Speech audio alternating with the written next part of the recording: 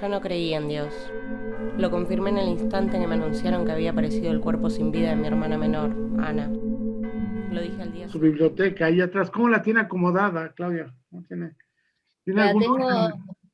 sí, tengo varias bibliotecas, pero todas ordenadas alfabéticamente. Entonces, no necesariamente hay una razón por qué estos acá y otros en otra biblioteca. Simplemente se me termina una biblioteca y se habilita otra, pero todas están ordenadas alfabéticamente. ¿Y cuáles son sus catedrales literarias? ¿Tiene catedrales todavía? Yo creo que una de que las catedrales tienen que ver con, no, más con las palabras que con las catedrales literarias, ¿no? Como uno con las palabras va construyendo catedrales. Pero bueno, hay autores que me gustan y uno va armando su propio canon, por decirlo de alguna manera, pero su canon personal, que no es un canon que tiene voluntad de decir esto es lo que hay que leer o esto es lo mejor que existe, sino esto es lo que me sostiene, esto es a lo que recurro. En ese sentido, en la pandemia justamente al principio de la pandemia, fíjate que yo me costaba mucho empezar libros nuevos y sobre todo empezar libros de ficción, ¿no? Donde alguien me iba a contar una historia, casi como que me enojaba pensar que alguien me iba a contar una historia de un mundo que ya no se sabía si existía. Y lo que hice es ir a autores o autoras que ya había leído, libros que ya había leído, y abrirlos aleatoriamente en cualquier página y ver qué me decían, ¿no? En esa lectura media azarosa. Y ahí transité autores como, por ejemplo, Natalia Ginsburg, Clarice Lispector, Anne Carson, Vivian Gornick, Califatides, o sea, autores que sé que lo que voy a encontrar cuando habla no es una historia que tiene inicio, continuación y final, ¿no? Inicio y desarrollo final, sino más bien un texto más reflexivo, casi autobiográfico muchas veces, ¿no? Sobre cosas que seguramente ellos pensaban cuando los escribían y que yo como lectora al leerlo me encuentro de alguna manera identificada en esa reflexión. Una suerte de ejercicio como el I Ching, digamos, ¿no? Exacto, exacto. Vos sabés que eso, yo tenía un maestro de dramaturgia que se llama Mauricio Cartún, que es uno de nuestros más importantes dramaturgos, seguro que en México también lo conocen. Y en una de las clases él decía que uno le puede preguntar a las obras completas de Shakespeare como le pregunta a Lichín. Entonces que las obras de Shakespeare siempre te responden. Entonces que él tenía con unos amigos que se juntaban en matrimonios a cenar, un método de elegir de determinada forma qué tomo, qué obra, qué página, qué párrafo. Entonces uno hacía una pregunta y Shakespeare respondía. Así que yo me lo copié de Mauricio Cartún, justamente. ¿Qué preguntaba? Bueno, si esto va a pasar, si preguntas que tenían que ver, vos sabés que en algún momento hacía preguntas que tenían que ver con entender qué había que pasar, y justamente en un momento abro un texto de Clarice Lispector que está dentro de un libro que creo que se llama Iluminaciones, que recoge textos que ella escribió para algún periódico, y se llamaba no entender el texto, ¿no? Y era como el elogio de decir, bueno, no entiendo, no entender a veces es mejor que creer que uno entiende todo cuando no se puede entender, porque en una situación como esta que estamos viviendo, que no hay ninguna certeza, que no hay explicaciones de muchas cosas, sobre todo al principio, ahora tenemos más claras algunas cosas, no todas, pero digamos, ese estado de incerteza era insoportable y era lo que nos costaba a veces, ¿no? Y esa desesperación por entender, y a lo mejor lo que hay que hacer es no entender, aceptar que no se entiende, ¿no? Uh-huh. ¿Y usted entiende? ¿Escribe para entender? Una obra como Catedrales, ¿escribe para entender?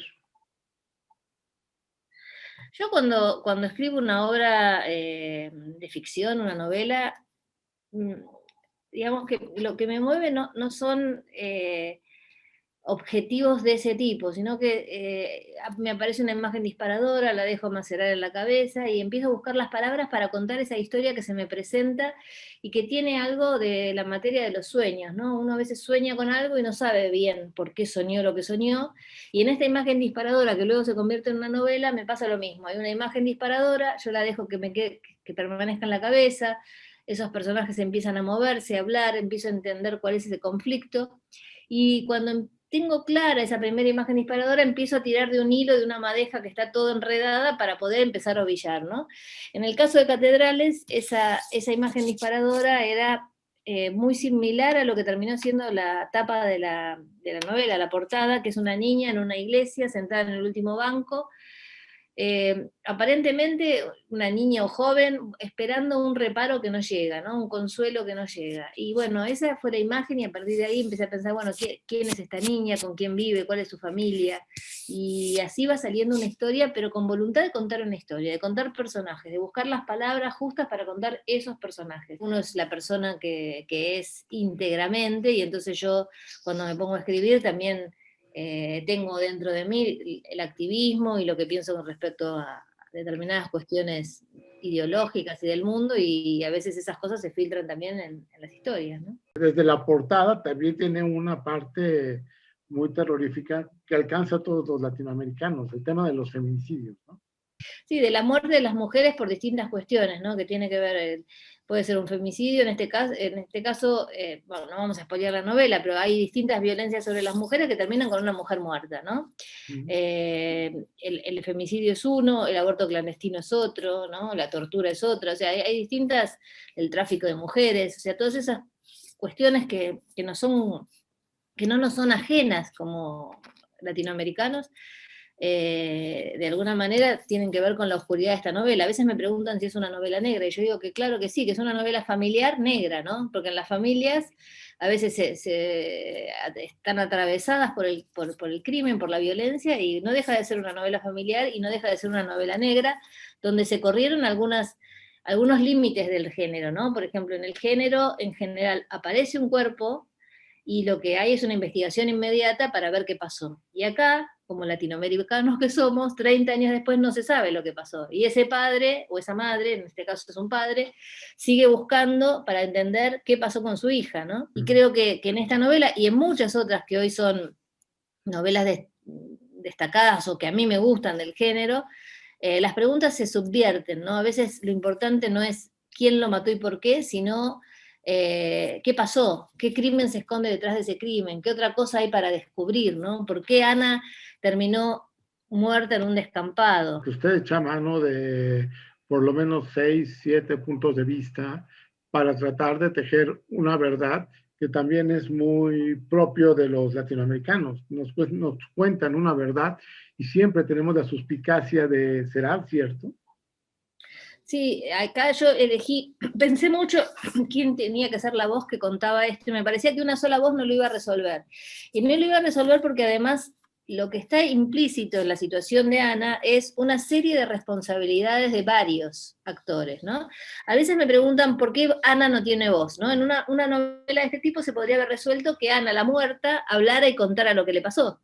Y a mí me parecía que justamente tenemos que bancarnos esta cuestión de que si nuestra sociedad permite que se mate a determinadas personas, esas personas están muertas y no tienen voz. Y tenemos la responsabilidad nosotros de entender qué fue lo que pasó y evitar que vuelva a pasar, ¿no? Entonces, Ana está muerta, no tiene voz, y los otros tienen que todos decir una parte, porque si no, cuentan lo que saben. Y sobre todo, si no toman conciencia sobre la pequeña o gran parte de responsabilidad que tienen sobre la situación de Ana, no se llega a la verdad.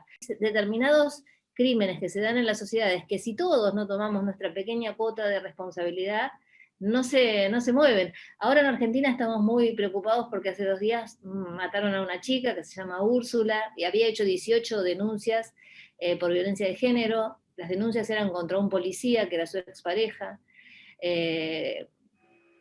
La mató, no ex policía, un policía en actividad, ¿no? La mató este policía tenía 2 denuncias anteriores de otras 2 mujeres, una por violencia y otra porque había violado a su sobrina. Los jueces ignoraron todo esto y esta chica no la protegió nadie. Su pedido de botón antipánico seguía en una administración y lo abrieron después de que ya estaba muerta. Cuando fue el viernes a denunciar, le dijeron que vuelva el lunes porque el fin de semana no se trabajaba, este fin de semana, el lunes la mató este señor. Entonces, quiero decir, si todas estas personas que intervinieron en esos procesos hasta que esta chica murió creen que el único culpable es el policía que la mató, o los policías que lo encubrieron y que dispararon sobre sus amigos cuando fueron a quejarse a la comisaría, si solamente creemos que son ellos, no lo solucionamos más. Yo me pregunto también qué parte de responsabilidad tengo yo en esa cuestión, en que sigan pasando estas cosas, porque en la Argentina hoy, en 2021, matan a una mujer cada 20 horas. El año pasado era menos, era cada 24 horas, ahora es cada 20 horas, o sea que estamos peor que el año pasado. Como una responsabilidad colectiva no lo vamos a sacar adelante, porque los hechos puntuales se terminan ahí, ¿no? Uno mete preso a este señor, pero mañana pasado aparece otro señor haciendo lo mismo con otra chica. Entonces ahí evidentemente hay una situación social que permite esto, y hay instituciones que fallan, ¿no? El secreto juega algo muy importante a nivel literario, ¿no? Hay dos instituciones que son pioneras en mantener los secretos, la familia y la iglesia. La familia y la iglesia, ¿no? La iglesia que ha mantenido en secreto tantos crímenes sexuales contra niños y demás, ¿no? Y que esa cosa de, bueno, hay que taparlo, hay que solucionarlo, hay que correr al cura de acá para otro lado, ¿no? Esa cosa de estar siempre tapando, porque parece que si sale para afuera va a destruir la institución, y a lo mejor hubiera sido lo mejor que le hubiera pasado a la institución, que saliera y que se condenara, ¿no? Además de que es lo que corresponde por los daños y los crímenes perpetrados. Y entonces la novela también trabaja sobre esos absolutos, esa obligación que nos ponen de, bueno, esto es en la familia, esto queda dentro de la familia, esto hay que solucionarlo acá, vos tenés que querer a todos los personajes de la familia, aunque sean personas que lastiman, dañan, hacen crímenes, lo que sea, ¿no? Entonces, de alguna manera, la novela trata de mover ese absoluto, ¿no? De plantearte, bueno, pero si hay alguien en la familia o en la iglesia que a mí me hace daño, que a mí no me gusta lo que dice, que yo no estoy de acuerdo, ¿por qué no puedo discutir eso? ¿Cuál es la autoridad que está dentro de una familia que está armada de una manera patriarcal, o de la iglesia que también es patriarcal, para que yo tenga que decir todo que sí? Porque en definitiva en las iglesias también, y es lo que cuestiona la novela, no estamos cuestionando la fe religiosa, que alguien crea en un Dios, ¿no? Cada uno que crea lo que quiera, pero a partir de eso, empieza a haber un montón de hombres dentro de las iglesias que dicen cómo hay que interpretar eso y cómo hay que vivirlo, y empiezan a poner normas que ya no son del Dios de esa iglesia, sino que son las instituidas por los hombres que a lo largo del tiempo manejaron esas iglesias.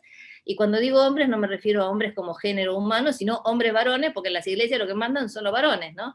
Entonces, en general, esas normas son bastante perjudiciales con respecto a niñas, niños y mujeres, ¿no? 5 de cada 10 asesinatos de feminicidios están hechos por policías o miembros de fuerzas de seguridad. Eso no es menor, porque también hay que buscar la razón de todo esto en una historia bastante turbia que tenemos los países latinoamericanos en cuanto al poder que se le da a algunas fuerzas de seguridad, ¿no? Que creen que, digamos, así como hemos tenido nosotros una dictadura y en distintos países otros hechos en los cuales se podía imponer la razón por la fuerza, me parece que algo de eso todavía debe haber, y esa cosa de tener un revólver, ¿no? Y tener un revólver, y como tengo un revólver tengo poder, porque me parece un número muy alto, que 5 de cada 10 feminicidios sean hechos por integrantes de fuerzas de seguridad.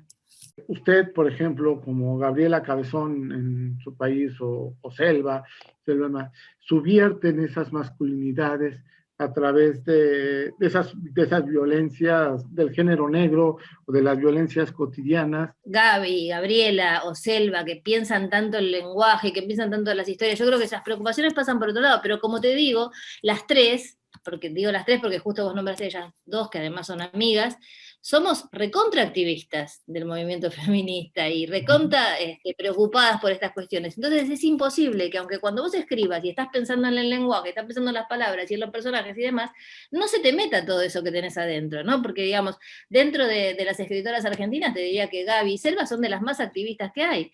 Entonces es imposible que vos...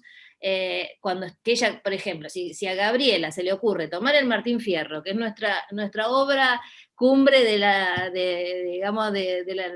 literatura argentina, y transformarlo en una historia de una china y una inglesa que corren por las pampas buscando la libertad, por decirlo de alguna manera, y muy rápidamente, ¿no? Que son las que sobrevivieron a Fierro.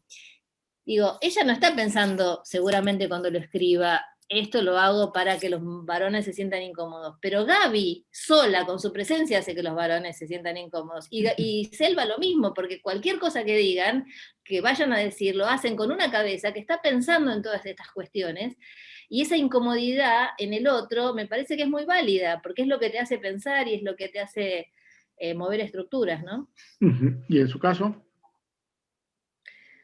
Y también somos escritoras diferentes y personas diferentes, pero creo que en ese sentido nos parecemos bastante y las tres tenemos un compromiso con determinadas cuestiones que tienen que ver con el activismo feminista, en el caso de Gaby mucho compromiso con el activismo que tiene que ver con la conservación del planeta también, ¿no?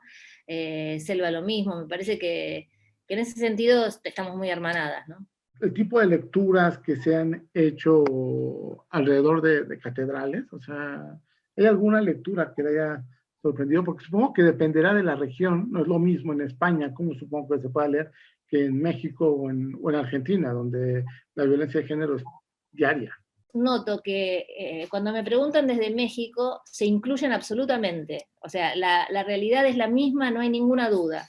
Y cuando me preguntan desde España, si bien por supuesto hay una empatía absoluta con la situación y se entiende perfectamente, y también tienen problemas de violencia de género y todo lo que vos quieras, hay una cierta distancia con la situación. Es la distancia de decir, bueno, por suerte nosotros tan mal no estamos, ¿no? Esa sensación que uno tiene de, bueno, no es exactamente lo mismo, algunas instituciones allá puede ser que funcionen mejor, ellos tienen ley de aborto y respeto por derechos de las mujeres hace muchísimo más tiempo que nosotros, ¿no? De todos modos, también lo que noto en España es que el avance de ciertas ultraderechas en Europa hace que esa lejanía, esa cosa de decir esto es algo superado, por momentos hace que piensen, bueno, pero no sé si para tanto, porque vos fíjate que el primer lugar a donde se firmó un contrato para traducir catedrales fue a Polonia, ¿no? Y Polonia el año pasado tuvo una manifestación de mujeres importantísima porque el gobierno de ultraderecha tienen ahora en Polonia, quería quitar una de las causales de aborto que tenía, ¿no? Entonces, así como esas mujeres seguramente sentían que hace muchos años tienen esas causales y que estaban garantizadas, una vuelta a ideales muy conservadores que vienen de la mano de la derecha hace sentir, bueno, pero ¿está consolidado esto? ¿No? Y en España algunas voces de algunos partidos políticos muy de derecha han cuestionado la ley de aborto y también los feminicidios, ¿no? También yo he escuchado declaraciones de políticos de Vox hablando de si cosas como que por qué el feminicidio y por qué si también mandan a los varones, esas cosas que uno ya no tiene ganas ni de contestar, ¿no es cierto? O sea que bueno, son distintas realidades, pero para todos es algo muy comprensible y muy cercano, ¿no?